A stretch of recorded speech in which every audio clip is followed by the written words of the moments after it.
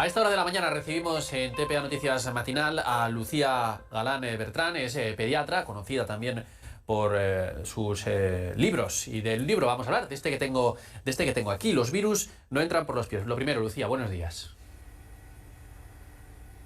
Hola, buenos días. Estoy feliz de estar con vosotros, que ya sabéis que yo soy asturiana, vamos, hasta la médula. Sí, obetense, lo sabemos, lo sabemos. Lucía, este libro Obetense. derriba mitos, pero uno ojeándolo, echándole un vistazo, y además que tengo niños pequeños, pienso, es que hay muchísimos mitos, muchísimos. Muchos. Pues 310 páginas de mitos he reunido en este libro, sí. ¿Y le da la risa a usted cuando le llega algún paciente, algún niño, con sus padres, con su madre, con sus abuelos, y le sueltan alguno de estos mitos? ¿Este libro es fruto de esas experiencias? Sí, este libro es fruto de 20 años de experiencia como pediatra y una década en el entorno digital, donde ahí pues es obvio que los mitos han proliferado, vamos, como champiñones. Y tenía esta necesidad de poner blanco sobre negro sobre blanco, con el rigor científico, con la evidencia científica encima de la mesa, pero también con un toque de humor para, bueno, pues para liberar de la culpa, porque muchas veces lo lees y dices, madre mía, yo he hecho esto, y he hecho esto, y he hecho esto, pero bueno, nunca es tarde para aprender, y como yo siempre digo, el saber pues da tranquilidad y da calma en el viaje de la maternidad y de la paternidad. Y hay mitos que no tienen mayor importancia y que son incluso graciosos, pero los hay que sí pueden poner en riesgo la vida y la salud de nuestros hijos. Por eso vamos un poco de menos a más, de más chascarrillos y cosas que vemos de forma cotidiana a temas verdaderamente importantes como la salud mental. Mire, Lucía, hacía usted mención a una cosa que me parece muy interesante. Usted, que es joven, porque he visto que es del mismo año que yo, además somos muy jóvenes, aunque tiene una amplia experiencia, ¿cree que en los últimos tiempos esta digitalización de todo, que todo el mundo tiene acceso a todo, a toda la información, ha empeorado esta situación, que le vienen muchas veces a consulta con respuestas ya en la cabeza? Sí, sobre todo hace unos años. Yo creo que ahora la gente cada vez es más consciente del efecto negativo que pueden llegar a tener determinadas informaciones o determinados titulares y ya no se conforman con cualquier cosa. Pero hace 5 o 6 años lo que salía en la red era ley, pues como hace 20 lo que salía en la tele, ¿no? Sin embargo, ahora yo, al menos desde mi experiencia, veo que los padres y las madres cada vez son más exigentes en cuanto a quién hay detrás de esta información, cuáles son las fuentes reales, y esto es algo en lo que hemos avanzado, pero aún así está demostrado que un bulo se transmite 10 veces más rápido que una información veraz, con lo cual seguimos un poco luchando contra erradicar esta serie de mitos que en ocasiones ponen la vida en riesgo de nuestros hijos, y de hecho es que la están poniendo, ¿no? Entonces, claro, qué duda cabe que nuestros padres pues se guiaban por el conocimiento de su familia, del barrio o del pueblo, pero ahora mismo la información está al alcance de cualquiera y no existen los mecanismos realmente efectivos para frenar la desinformación. Uy, cuidado con eso que me dice de que nuestros padres se guiaban por digamos, un poco por la tradición, porque lo dice en el libro, ¿no? Hay una frase que yo tengo aquí puesta en mayúsculas: toda la vida se ha hecho así. Tampoco es eso. Sí, es verdad. No, claro que no, toda la vida se ha hecho así y efectivamente, y yo iba a Benidorm con mis padres en el coche, íbamos 4 en el asiento de atrás, sin cinturón de seguridad y todavía te escuchas en la barra de un bar, toda la vida íbamos viajando así y nunca pasaba nada. No, perdona, claro que pasaba. La tasa de mortalidad infantil en carretera, de morir 10, ahora muere un niño de los 10 que morían hace 20 años, ¿no? Entonces, claro que pasa. Lo que ocurre que tú no lo hayas vivido o no lo hayas sufrido no quiere decir que no existiera. Entonces, esto se llama sesgo de supervivencia, que al final de los que quedan, de los que sobreviven, se creen que eso es la norma, que eso es ley. Pero ¿qué pasa con todos los que quedaron por el camino, no? Entonces, las cosas suceden, las cosas pasan y las cosas cambian, y por eso la evidencia científica y el rigor científico hace su papel, ¿no? Porque contrasta toda esta información, todos estos datos, y desecha lo que ahora ya sabemos que no es así y que incluso nos pone en riesgo de las cosas que verdaderamente podemos hacer por proteger a nuestros hijos.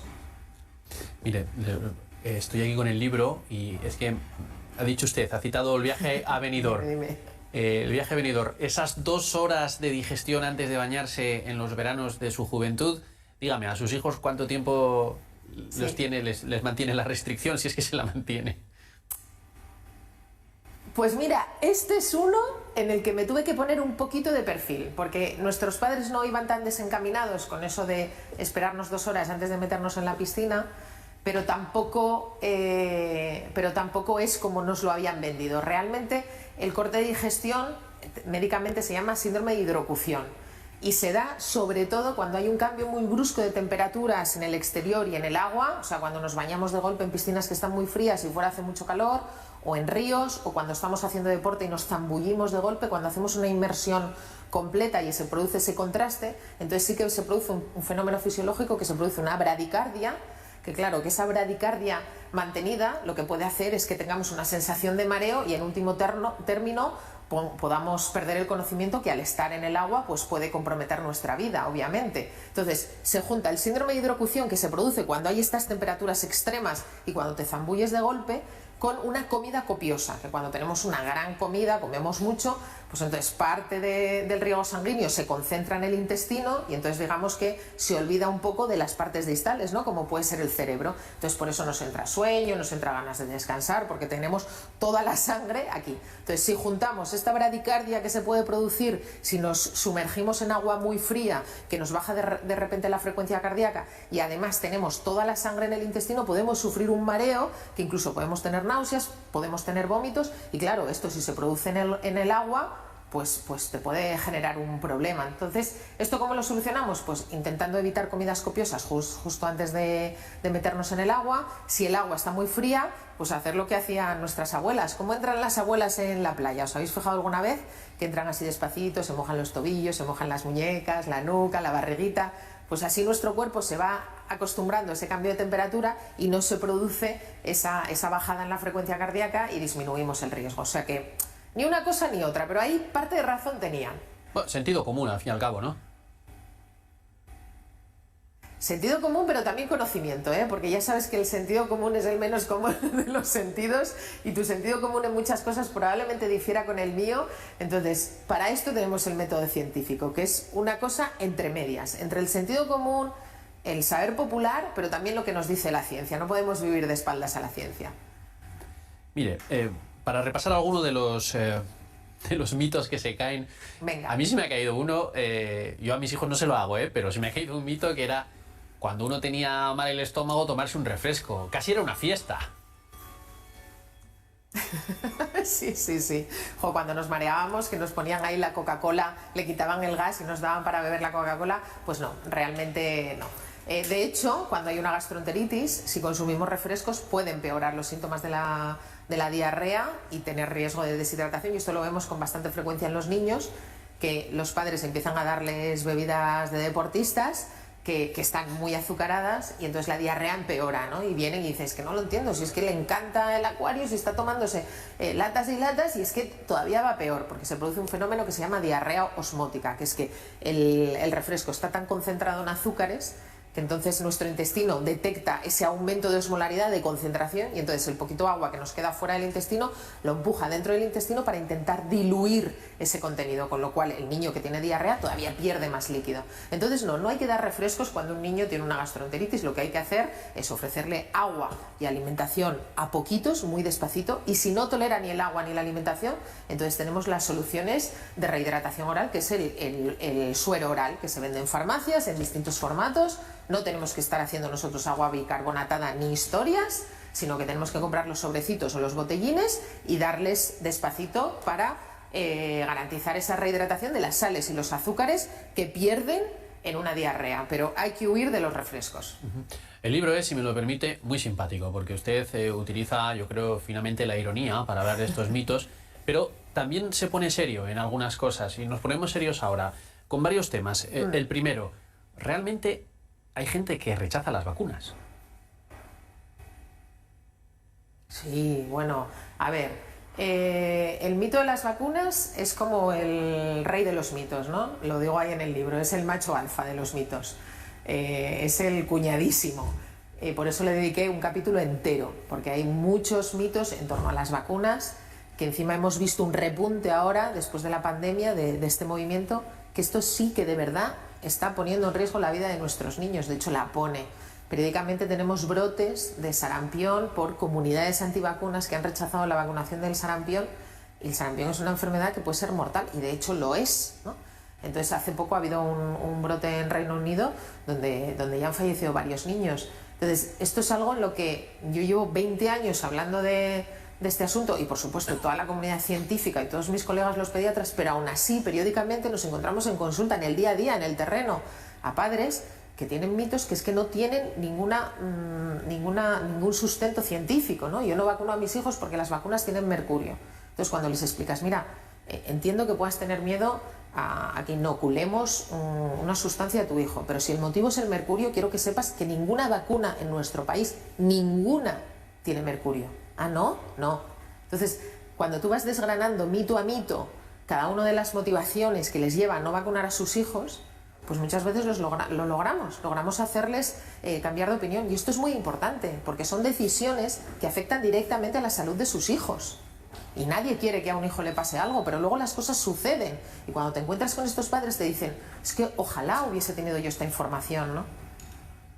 Y luego el otro tema que me parece muy importante, que aborda usted y que también está siendo tratado ahora ya con cierta normalidad, es la salud mental, ¿no? Usted en el libro pues tiene estos bocadillos rositas en los que va poniendo o eliminando esos mitos, ¿no? Ansiedad, eso es que no sabe cómo relajarse. Y luego dice, las autolesiones son una llamada de atención, ni caso. Los que se autolesionan son unos trastornados. Todo va diciendo usted falso, etcétera. Pero bueno, la salud mental es un problema real, está ahí y hay que abordarlo. Es un problema real, está ahí, hay que abordarlo. Y los índices de suicidio en adolescentes y en niños están aumentando en nuestro país de una forma verdaderamente alarmante. Ten en cuenta que en el año 2021 fallecieron más adolescentes y más jóvenes por suicidio que por cáncer. Y esto es un tema muy serio. Esto es un tema que nos debería hacer reflexionar a toda la sociedad de forma global. ¿Qué estamos haciendo con nuestros jóvenes que cada año se quitan la vida 300, 320 jóvenes, incluso menores, porque no tienen más ganas de vivir, porque no le encuentran sentido a la vida? Y es que es nuestra responsabilidad como adultos velar por el bienestar físico y emocional de nuestros niños y de nuestros adolescentes. Entonces, la ansiedad es que no sabes cómo relajarte, no. La ansiedad es el trastorno mental más frecuente de la infancia y de la adolescencia. Hasta un 10 o un 20% de los niños tienen trastorno de ansiedad. Y muchos de ellos pueden acabar con una depresión.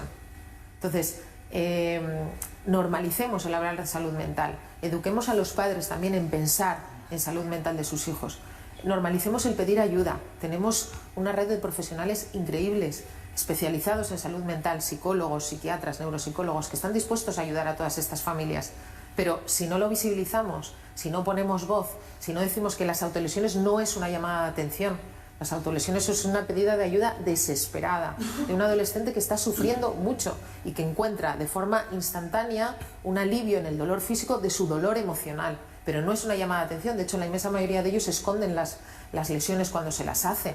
Ese niño necesita ayuda. Entonces tenemos que educar a los padres, educar a los profesores para que sepan identificar de forma precoz estos signos y lo pongan en conocimiento de verdad de los expertos. Porque nuestros niños nos están pidiendo ayuda desesperadamente. Las cifras son verdaderamente preocupantes, ¿no? Entonces ya no podemos mirar para otro lado. Bueno, la última. ¿Somos muy pesados los padres y las madres? Venga. No, claro que no. No. Mira la cantidad de libros que he escrito yo gracias a vosotros. De nada. No, claro que no. A ver, nadie nace sabiendo. Gracias. Nadie nace sabiendo. Nadie nace sabiendo. Yo hay veces que vienen a la consulta y me dicen, es que me da miedo preguntarte esto, pero ¿cómo tienes miedo? No, yo voy a mi asesor y le hago 1000 preguntas, desde cómo se lee una hoja Excel hasta que no sé hacer una factura. Pero si es que es normal. O te vas a hacer una casa y el arquitecto te dice exactamente cómo son los planos y cómo hay que hacerlo y te dejas guiar, asesorar y te informas. Pues con la salud es igual. Es un tema tremendamente amplio, tremendamente complejo y cambiante. Entonces, ¿cómo no van a tener dudas los padres y las madres? O sea, los sanitarios jamás deberíamos de reñir a unos padres por consultar. De hecho, con el primer hijo consultan mucho, correcto, pero también nuestra misión es ir educando y ir acompañando a esos padres. Con el segundo hijo ya vienen menos Y con el tercero es que te los encuentras en el supermercado y dices, uy, habéis tenido un tercero, porque ya se lo saben todo. Pues eso es que hemos hecho bien el trabajo. Si desanimamos a los padres llamándoles pesados y enfadándonos porque consultan dudas tontas, pues es que una duda es tonta cuando se la explicas, pero cuando no se la explicas puede ser una duda importante para ellos. Es que esto forma parte de nuestro trabajo. No sois pesados. Ahí queda ese mensaje. Lucía Galán, pediatra. Los padres y madres que tengamos dudas, acudamos al especialista. Aquí está este libro, Los virus no entran por los pies. Enhorabuena, una vez más. Estoy seguro que será un nuevo éxito. Muchas gracias. Muchísimas gracias a vosotros. Adiós.